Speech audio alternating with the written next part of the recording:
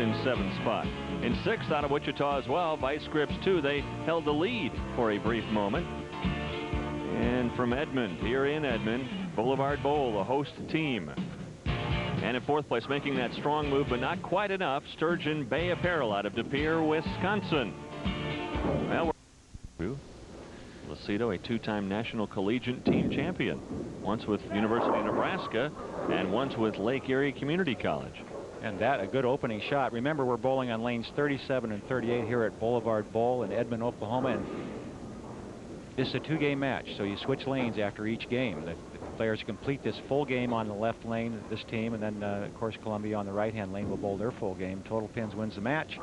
And to give you an idea of the format, here as John shoots his spare, it's 6 games of regular team bowling by all 56 teams. The top 10 advance to match play, which is 9 2-game Baker system matches with bonus pins, 15 for winning a game, and of course 20 for winning the total pins for the 2 games. The top 3 teams then advance as they carry their pinfall over through all that. The top 3 advance to the telecast, where we are at this point, and it's 2 games. Total pins wins the match. You drop all carryovers coming into this. The 2-4-5, not an easy spare for anybody, but especially when the back ends are hooking a little bit, which they are here. You see he switches balls. He's trying to get a ball here that won't hook. He's going to throw it hard and straight. Generally, a right-hander will play this down the left side or maybe move a couple boards off his strike ball, but the idea is to not hook it. Just like that. Boy, perfect. Piece of cake. It's like he was listening to you. Well, these guys know how to play. They're all very good players. They might have that designation as an amateur, but they're all good. Well, Matson's owns a couple of the high games for team bowling.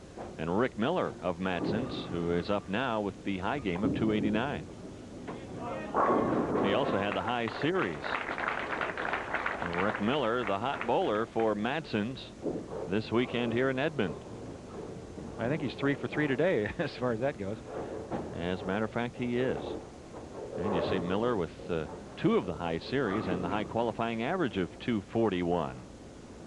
241 qualifying. That's not bad. Average. That's a good game, much less than average.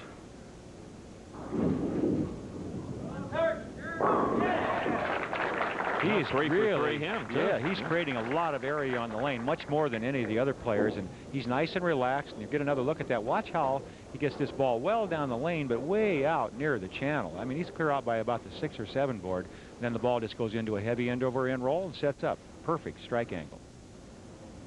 Reminds me a lot of Ed Bauer. You've seen Ed Bauer bowl, American Bowling Congress? Yes. That's how he plays. Just like it. Ed in our truck helping to produce today's action. The strike for Ryan Kretschmer, not to be confused with the Eddie Bauer sporting goods chain. I think it's a different guy, isn't it? I think it is. We're going to take a look at one of the really classic enduring styles through the years. Hall of Fame bowler right here, Joe Vito. And there's why he's in those Hall of Fames. The San Antonio Hall of Fame, and of course the Texas Bowling Hall of Fame. That style's been around a long time. Here's another look at it. Watch how free and easy this arm swing is. He lets it go. Just lets that shoulder relax. Gets the ball where he wants it. Plants the foot. Pulls it through. And this has worked for Joe Vito for about 25 years of successful bowling. That gives Columbia a double to match Matson's double. Still at 12. In the 2 frames he has bowled. Plenty of ball speed there. Maybe just a hair too much as he leaves the bucket. The 2-4-5-8. And no spare, as I mentioned, is easy, and this has been one of the more difficult throughout the qualifying and, of course, through the match play. Anything on the left side of the lane for the right-handers, the ball tends to want to skid a little bit in the middle of the lane and hook a little too sharply on the back end if you get it to the left side. So a lot of ball speed is really required here, and the best place to play it is just off your strike angle. Look out. Chop the 5. Another open frame. Boy, 3 of them now in 3 frames for Randy Wilson. He's got to feel snake bit right now. He does, and the key shot for him is going to be the 9th frame. That's when they're going to really need him, is the 9th frame. There's John Madsen, who is the co-owner of Matson's Bowling and Billiards, and he is the 6th member of this team. Look at this. Look at this. And this is the man that's been sticking, Greg Kemp. Remember his shoe. Well, what it became, and I think you already mentioned this more than anything else, I think, as we look at that again, is the fact that he got this glue or whatever it is on his heel, and now it's become a mental problem.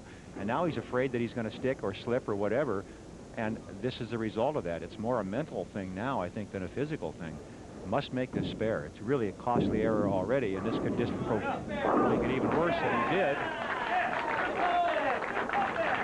That's a good comeback, but you saw his foot sticking as he went to the line. Yeah, and this was really a costly mistake, but what it does, it just flat out cost the team 10 pins right there and a possibility of maybe 20. But what it does for him and for the team by getting the spare is keeps them mentally as a team, keeps them in the game, and they don't feel like he really hurt them real bad because he made the spare. That first one in the channel came off a double. So it is a double indemnity, you might say. And for Brian O'Keefe, a good comeback from the open frame in the fourth. Well, as so many of our matches do, and this one is looking that way, it could come down to the 10th frame in a contest between the anchor men.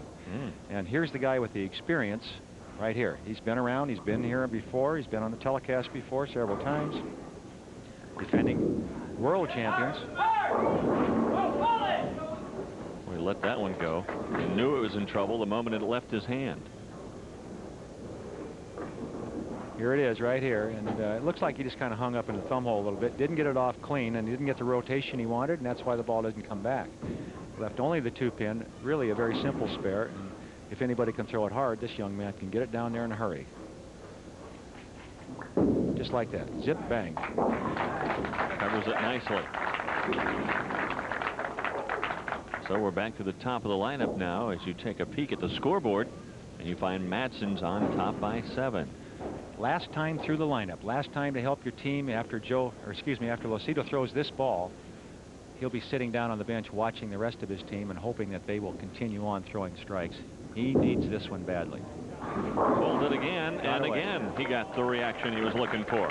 Well, he looks like what happened here, but I'll tell you what, he's very happy with that. He might be looking like he doesn't want it, but he doesn't want it over either. Another look at that, you can see he did pull the ball well to the left of his target, and the ball crosses the head pin, gets a good pin action off the wall. That's the 3-pin coming back, kicking out the 6-10. That reaction reminds me of the tennis players who will hit the top of the net, have the ball just drop over, and then say, oops, we're sorry. Nothing to be sorry there for Mike Shoemaker in Columbia. They're trying to keep pace. Now Rick Miller had a strike his last time up, trying to make it 3 in a row for Madsen. The big lefty, a lot of turn, a lot of rotation, and the weak 7.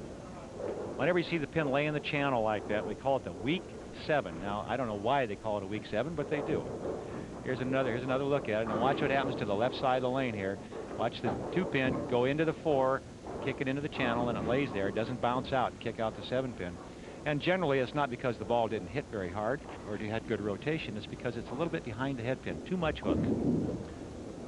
And he converts on the 7.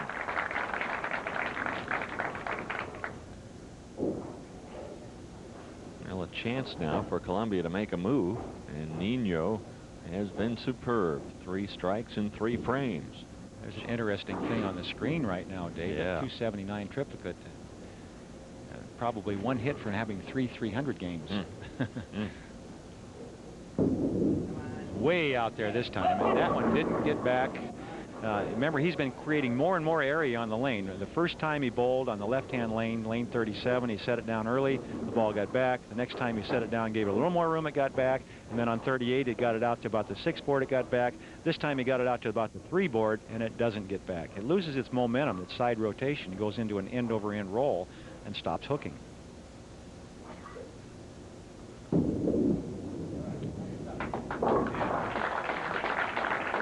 He converts the 2 and leads 16 as we get down to the final 3 frames. Real sweaty palm times now. Ryan Kretschmer up. You see Ryan taking that deep breath and letting it out, and that's really a good idea. If you are ever in a pressure situation in your league play or maybe in the state tournament or the local city events or whatever, take a deep breath before you get up and you approach. It tends to relax your muscles. Lots of rotation here and tremendous power. Just enough. Ooh. That head pin can do a lot of damage when you get it dancing across the lane, and it's kind of hard to follow that pin action sometimes, but boy, these guys can really make them dance. For just an instant, Earl, he was looking at a 7-10, and all of a sudden they both disappeared. Now Joe Vito.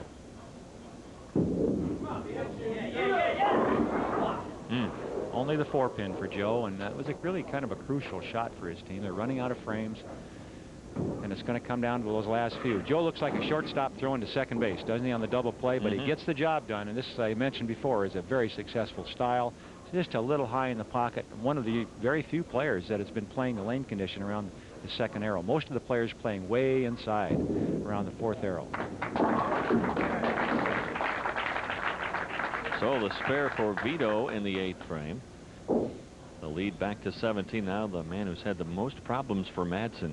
And right now, I believe the Madsen's B&B team all are holding their breath. Randy's 0 for 3. 3 open frames. Lots of ball speed. Well, he got the one he needed to get. You bet. And that's a double, which is really a key time to get it, because the guy that's bowling anchor for this team, here's another look at it. Watch the pin action here. Watch the 5-pin go left. Head pin comes off the wall, kicks out the 4. Got that. Got all the work done that time. How do you spell relief? Huh? This is the man that threw it in the channel last time. He's got to keep it on the lane at the least. And you see the reaction after throwing it in the channel. He gave it a lot more room and hit high on the head pin. He's having a lot of problems with his confidence right now, and if anything, it might have been a good idea if he felt that the shoe was really causing all these problems. Just go up to the control counter and get your pair of house shoes, or at least for that sliding foot, something that you're sure you can slide with, instead of trying to bowl in an uncomfortable mental state like that. You see now the lead 29 for Madsen's, and a chance for Brian O'Keefe to shut him out.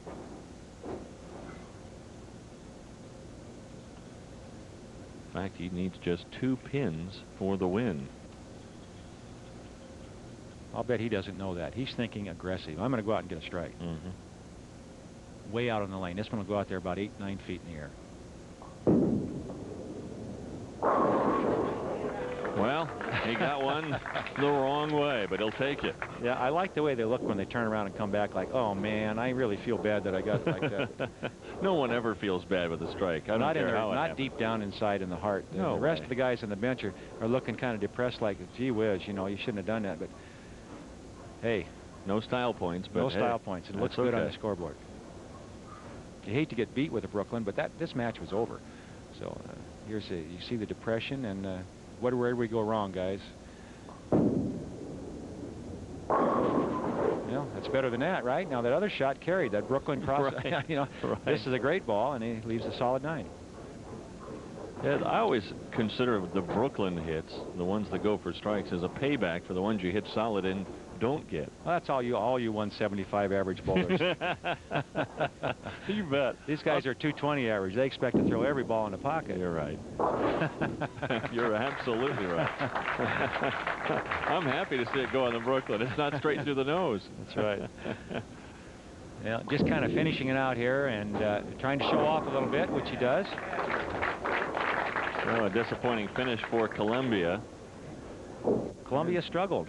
We talked about that all through the match play. They were 4-5 out of their 9 matches, winning 4, losing 5. So they weren't the best team in match play. They bowled well in the qualifying rounds.